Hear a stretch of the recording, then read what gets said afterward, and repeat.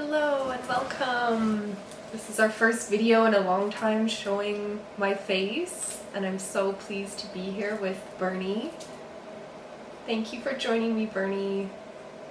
Basically, Bernie is in a lot of spiritual circles that I go to, and I met him a few years ago now, and I think of you, Bernie, as one of the most knowledgeable and grounded and awakened individuals that I've met, and my channel is called Ascension Help. Wow. And we want to help people to ascend, through this journey, this life. And I just felt like you would be such a perfect person to bring on the channel to discuss your path, your advice, what you've come to know and learn. Just sort of, if you had this group of people that are on this journey, they're trying to ascend, what would you share with them from what you've learned so far in your journey? Right. And where to begin with that, I don't really know, but we just said we're going to let it flow instead of a really interview format. Yeah. Well, thank you for having me, and this is like a completely loose cannon. Yes. But with our group effort, we can steer this loose cannon into a direction that sustains health and earth and everyone else. So that requires wisdom. Whatever that we do, whatever practice, whatever healing modalities, we always have to know what is wisdom. And wisdom is the gardener that knows the perfect amount of water for the plants, the perfect amount of fertilizer when the plant is ready to receive that wisdom. So it's always about perfection and timing, and that's kind of what my whole healing modality is about. I know I've practiced many healing modalities. That's what I was going to say, is you've taken so many different things. I've come to you for Ayurveda, I've come to you for past life regression, sort of like what Dolores Cannon teaches and did. You help in plant medicine ceremonies. You just have so many tea ceremonies, herbs, Chinese herbs, like sound healing. I could go on. Yoga. I feel like you've really ventured health and wellness. You've ventured into so many different areas and gathered so much knowledge that you come onto this path, or what led you? Were you always this way? It actually, I started as a hypnotherapist, and I guess it died out rather quickly. Within 2 years, I just couldn't really click on with all the other practitioners. They were pretty rigid in their thinking. They don't really focus so much on the physical health. They're talking about the crystal body, the crystalline body. I'm learning about this right now. And they're talking about the lights coming into Earth, so they're only focusing on that aspect. But I'm always thinking, hey, what about health, like physical health, like I am exercise, a human right now. Exercise, like a good diet. What about the breath? What about the water? And that's when I started branching outwards from these people that are too spiritual, too ungrounded at the same time. They're focusing on the best outcome. The best outcome is when the light comes into Earth and the light does everything for us without us putting in the investment into our own bodies, into our own well-being. So that's my slow branch off from other spiritual practitioners, because they're only focusing on the light coming to Earth to save Earth, but they're not focusing on tapping into that inner light within them and radiating it. Because this is the true awakening, or the rapture, or the ascension. We're not waiting for an exterior force to come save us. You become and embody that light, so this light can shine and show and reveal the hidden aspects in other people's lives. This is so interesting, because that's where I feel I am on my path. I was doing the plant medicine ceremonies. I was going into these higher realms, meditating, connecting with these energies. And then now, in recent times, it felt like I had to connect into my masculine energy, my lower chakras, connecting to the earth. And interestingly enough, my diet, exercise, bringing prana in through the breath, yoga, stretching, moving the energies out, it's a more physical experience these days to come into my ascension and awakening process. So that, I feel like I'm meant to talk to you right now about this. Right.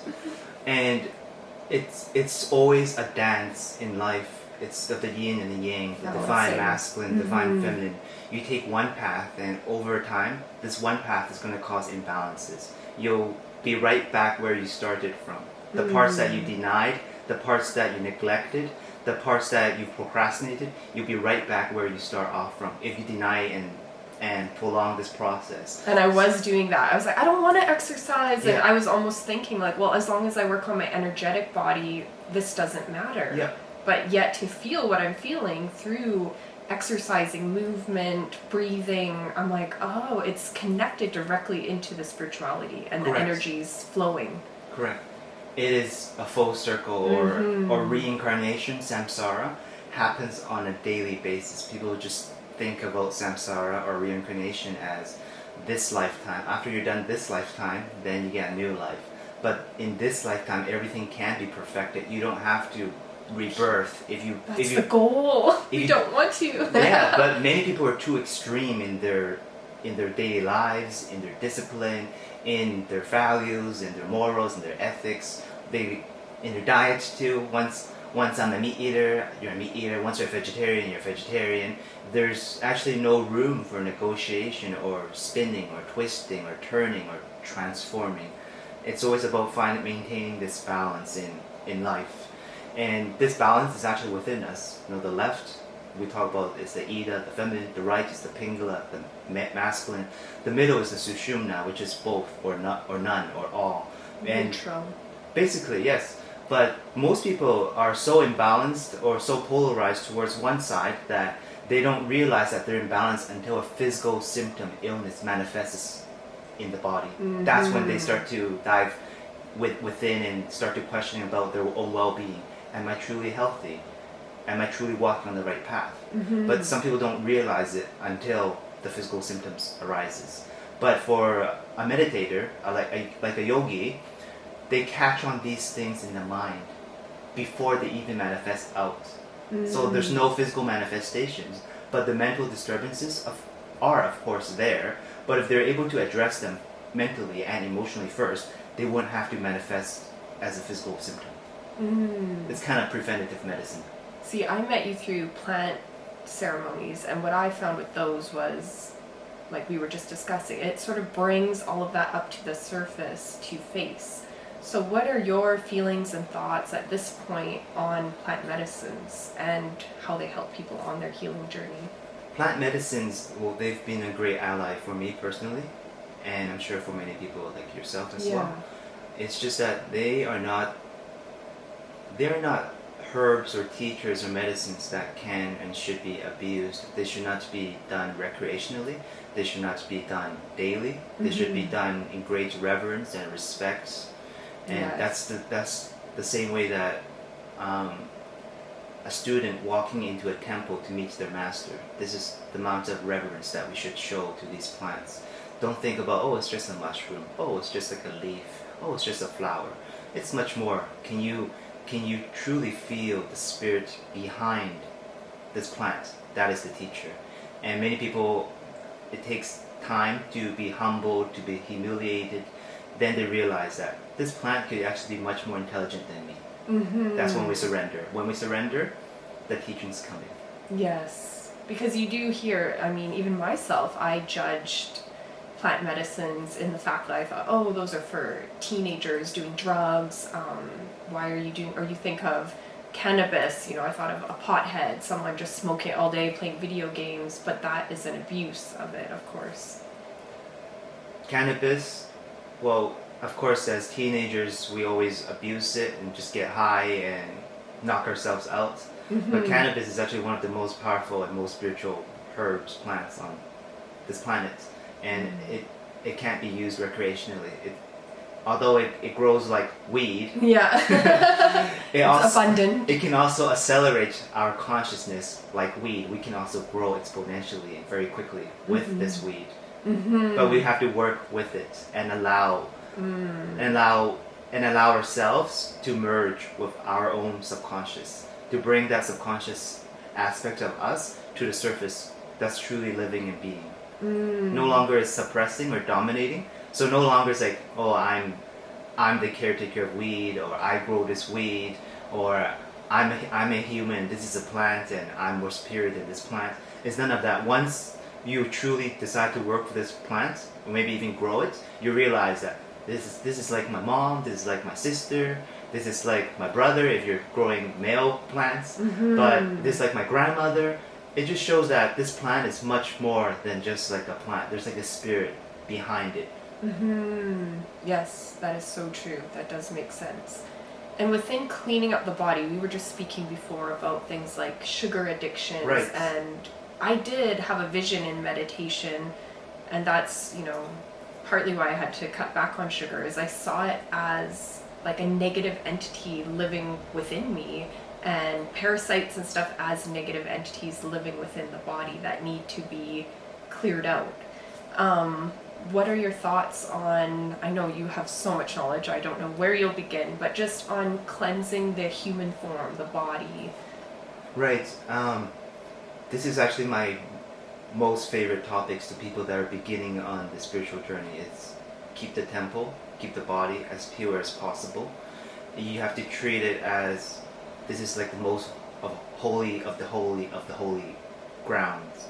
And basically, the body is like a conduit of energy. If there's stagnant energy, mucus, toxins, additives, preservatives, this prevents the flowing of energy.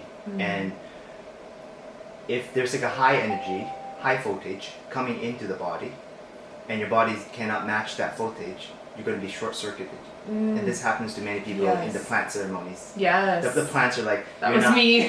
The plants come in, and then they see that, wow, you have so much cleanup to do. You're not as pure as you thought you did. We're going to reveal all of it. We're going to help you purge. That was me. And I didn't do the ayahuasca diet properly myself. So that makes sense. So purification is possibly the most important on the first part of your journey. But to maintain it is truly the great work for your entire journey. So purification is like the initial process, but to maintain it is your life calling, is your highest calling. Yes. Because people think, I'm just going to purify so I get that insight, get that download, and then I go back to eating junk food. No. Once you purify your body, it doesn't stop. Because imagine that you purify your body and you're like a blank piece of paper now. Anywhere you go, you're going to absorb anything that is not a blank piece of paper. And after you're done this healing work, you have to go back to purifying yourself again. It's an endless work. So basically, this is kind of tap into the clairsentient abilities of you're like an energetic sponge at this rate. So a healer is not like a privileged job, or it's not like a high-ranking job.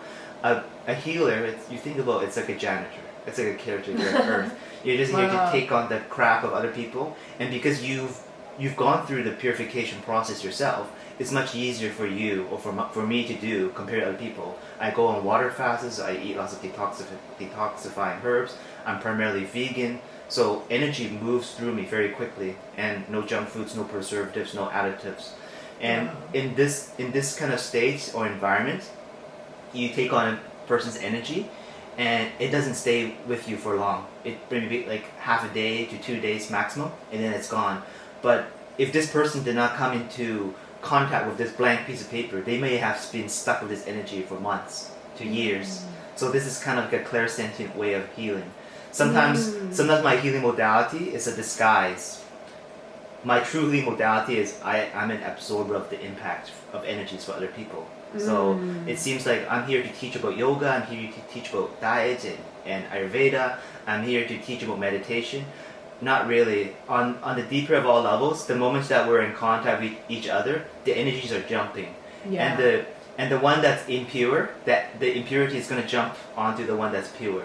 So this is basically a dance of energy, and that's interesting. And basically, it's volunteer work, but on the deepest of all levels, it was a task that the healer has agreed upon before incarnating on Earth. It's like, sure, I'll clean up Earth. What's my role? We call it like a light worker, starseed. There's so many different. It's sometimes dirty work. It's sometimes shadow work. Yeah. Right? Honestly, when I did ayahuasca ceremonies, it felt like dirty energy. First, it felt like my own energy was purging out. Then, in further ceremonies, it felt like energy of the collective or the earth were coming through me as a conduit to be cleared. Yeah. And Like it is, I haven't been drawn to do it for years because it's heavy duty work, and you do get left with some residues. And then in my path since then, there was a time when I just sort of had to be a hermit, and maybe it's because of what you're talking about. You have to sort of purify within, and it's like I couldn't absorb energies. I would hide in my bedroom a lot, more than I ever did in any other phases in my life, and that's sort of what I call like the, you know, kind of ugly or unknown parts of the ascension or awakening. It can be difficult and dark and ugly at times, not just this beautiful Zen, you know, meditative state at all times. So I get what you're saying in that you have to clear your own energy so that when others come to you, you're not holding onto their energy through your blocks. Or when people come to see a healer, they don't expect to leave the healer in like even like a crappier state. Yes. Most people that they assume that they visit a healer, they visit a clairvoyant, everything should be much more clear and better. But sometimes people feel crappier. It shows that the healer themselves did not work through the traumas and the toxins, the impure energies, and some of the energies actually being jumped to the client. Yes. And we were discussing this before because in myself, or my own practice, when people come to me for healing, and if I'm in a state of what I call purging or dealing with some of my own energies that are coming up to the surface for me to look at and process, transcend, acknowledge, whatever, I will refuse to do healings at that time because I feel like I don't want my dirty energy to possibly infect them and to not assist them. And that's great respect for yourself and great respect for the other people. And I wish and hope that many other healers would act this way in a responsible manner. Yeah. Because at the end of the day, as healers, we're here to uplift people. Yeah. Not to share our pain and share our traumas. Or even go into that egoic place, like I am all-knowing, I am the healer. Yeah. And denying your own humanness. You know, Eckhart Tolle says the power of now. I always say, and jokingly say, the power of no is so powerful. Right? Yes. Don't ever say yes to everything and everyone. There's like a time when that no is actually the most beneficial. So. And I will say, in all honesty, I've never lost a client by doing that. Yeah. If anything, they respect it. Exactly. And when the time is right, I tell them that the healing happens when the time is right. It'll be meant to be. And I've never had someone not come back. We always came back to it. Yeah. So it is probably the best idea to do. So I've been currently in that phase where I feel that first it was dealing with a lot of my emotional junk and childhood traumas and wounds. All that was coming up. The plant medicines did assist me. And then just learning about whatever you want to call it, spirituality, delving in meditation. Now it's coming into more of a physical exercise, heavier breathing. It's coming into cleaning up my diet, which, man, Bernie, it's so, I don't want to say it's hard, but it is in a way. We have all these sort of addictions or habits since childhood. And I'm here to say, like, it is not easy to break those. You were just saying that you stopped even with, like, birthday cake at a birthday party. Yeah. And when I heard that, it's like, oh, like, I don't even want to drink alcohol. It's not resonating with me, really. Unless, like we're saying, one glass of wine or something with a nice dinner. But, you know, it's New Year's Eve. Oh, have a couple drinks. It's so ingrained in my psyche. How would you recommend people push through that? Or how do you find that strength to be able to say no to those things? It's everything that we do in life is a huge experimentation. And when we've experimented with ourselves, with our body, to the most amount that the body can handle, we know what's the absolute threshold or the allowance. And there's no way that we know what's our allowance or threshold until we truly be in tune with our feelings, with our emotions, with just, you know, when we eat something, we drink something. How does it feel? Not just to satisfy your hunger, not just to quench your thirst. No, truly, when I ask, how do you feel? People are like, I don't know. What do you mean?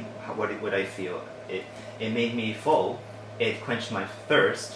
But no, what about the medicinal qualities? Are you not feeling any of that? And I start to pinch people. Did you feel that? Some people are like, you pinched me? No. Okay, I pinch hard, right? Ow. Everyone has like a different level of sensitivity. Yes. And what we're building is awareness. Awareness and sensitivity, they go hand to hand. So people that are destroying their bodies, their sensitivity, you can expect it's very low. Yeah. It's very low. They don't. I see people abuse their bodies, drinking alcohol, Exactly. smoking nonstop, doing drugs, eating unhealthy, and I don't want to judge them, but I'm like, wow, like. So we call these bodies, or I call it the pain body, but they don't know that they're living in a pain body. The pain body. Okay. Until we start reading the pulses, we do cupping, that physically shows. I told you, you have a pain body. Look at all these red marks, these dark marks. That when we do cupping, it pulls the toxins and the impurities out to the surface for you to see. In a healthy body, when we do cupping, it's just light pink to clear. But in heavily intoxicated, dirty bodies, we pull it out. It's dark red to purple. Wow. It's the pain body. You see it physically. You see it. When people like them, that I'm not going to believe it until I see it. Go do a cupping session. You'll see how impure and how much more work that you need to do.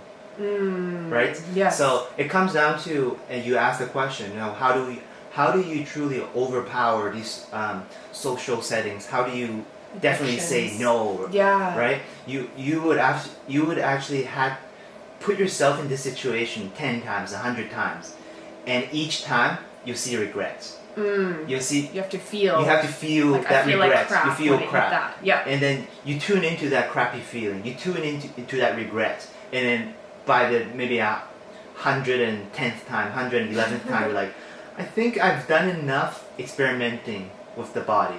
I don't need to experiment anymore. I don't need to live in this cyclic pain anymore. I'm just going to say no to this 30 grams of sugar and this slice of cake. Yeah. I don't have to say yes to this shot of vodka or tequila because I've seen what it done to my gut. I've seen what it done to my skin. I've seen what it done to my energy levels. So I'm just going to say no now. Yeah. Because you've regret in the past, and you know if you continue this cycle, you're going to regret again. And this is again comes down to reincarnation, based on your habits. The habits are just repeating themselves over and over and over. Suffering, non-stop. So it depends on how long do we want to experiment or suffer for. When the experimentation is over, suffering is over at the same time, simultaneously. But it takes that discipline, that dedication. Hey, I don't want to suffer anymore. I'm just gonna wake up right now and say no more to those detrimental habits. But the body clings on. So the best way, just like in yoga, is always to ease into a posture, ease out of a posture. Never to jump into a posture, jump out of a posture. This creates disturbances in the psyche of the mind and your emotions. So coffee addicts, I always say, like, how many coffees are you drinking a day? They're like, 2 to 3 cups. And like, do you think that you can have like a cup a day or like even less? They're like, and people that are strong-willed, they think, no, I think I can just take it out like tomorrow and be gone because I've seen like what it's done to me. I'm like, that's not a good idea. You feel the body's still attached to it. Almost, the body's attached to it. So one way to get out of addictions is to reduce the amount of intake of whatever addiction that you have until gradually it's gone. You're easing out of that bad habits or addiction instead of just completely cutting it off. And when we think about meat eaters transitioning to the vegan plant-based diet, it's the same thing. Many people fail within the 1-2 year mark, or they get deficiencies in the 3rd, 4th year mark because they jump into it. They did not slowly transition and gradually dive into it. For me, myself, it took 3 years from eating fish and chicken into being a vegetarian. I gave myself that 3 years of grace to slowly vegetarian, fish, chicken, vegetarian, fish, chicken, vegetarian, fish, chicken, until 2014 I just said, hey, I think that 2012, 2013, they were good little bridge or little push for me that I don't need that fish and chicken anymore. I think I can just go full plant-based, and I've been full plant-based since 2014 till now. And I've seen people jump on and off the plant-based thing within my circle of friends because they didn't do it the same way that I did. Yes. I went into it very gracefully and slowly. Transitioning. Yes. So that happened for me as well. It started as a teenager. I took out red meat. Then as I got older, I took out the chicken and fish. I got pregnant with my son, craved red meat, and I didn't judge it. I ate it. I allowed it. Then had my son, went to vegetarian. Then I did do vegan. And yeah, I just didn't feel I was ready for it. I did it for maybe a year and a half or something. And then now I'm back to more of a vegetarian lifestyle. But sometimes it feels like, okay, I'm living this human experience. Maybe I should just let loose a little bit. Maybe I'm being too strict. Maybe I'm not enjoying life or something like that. But then you do come into realizing, in conjunction with the ascension process. Yeah. And I want to ascend. I don't want to keep doing this over and over. At least that's what I feel in my soul. You know, I want to get this down. I want to get the lessons, and I want to transcend this form or into the next dimension or whatever it is. What would be your advice other than just the health and wellness on that path? Well, one thing that came into mind while you're speaking, it's still talking about meat. That's something that I tune into your energy. Like, what's the purpose of meat, and its role? How does it play with people that are ascending, people that are not ascending? And I will say that I received a message in meditation when I went vegan, and it was saying these animals have their own energetic body, pain body, and when you ingest it, especially the abused animals of today in the farm factory, you're ingesting that energy and you're taking that energy into your system, and you need to cut that off completely. I was told to cut off that and alcohol, and I cut them all out for a while, but then was like, oh, maybe I should be more... Well, it's actually much more simple than that. If you're even eating a seedless fruit, you become a seedless human, infertile. If you are ingesting a caged animal, you are also becoming a caged human being. If you're eating a synthetic fertilized vegetable, you become a synthetic human. So you are what you eat, you are what you absorb in that level. But as I think about what to share about meat products, is that as a sentient being, as a human being, as an individual, you can do anything that you want to do on earth. Anything that brings you your highest joy.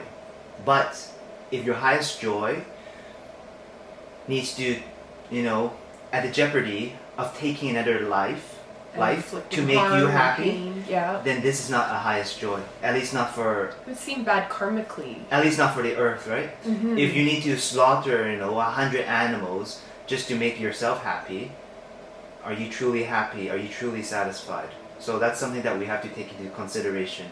I'm not telling everyone to be a plant-based overnight. It's just that have that consideration, have that mindset that one day you will have the mindset of peace, balance, and compassion.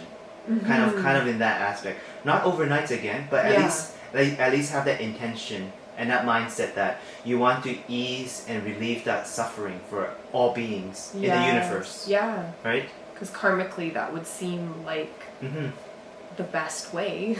Right. And you were mentioning about a question about something on this journey. Yeah. How to uplift or how to stay grounded, right? Yes. Basically. Other than diet. Yes, other than diet. Then what else should we be doing? Other than diet, well, it's actually a very physical thing again. Okay. It's actually, I always say, if you are interested in spirituality, we work with the body, we work with diet, and once you've got that down, we work on the emotions and your mind next. How do you react to people around you? That's another big thing. If you want to see how spiritually evolved you are just going to choose one direction to walk and interact with 100 people. If 100 of these interactions that you make are all positive, you're enlightened. Yes. If 100 of them are not even neutral, there's so much more work to be done. Yes. If 50-50, 50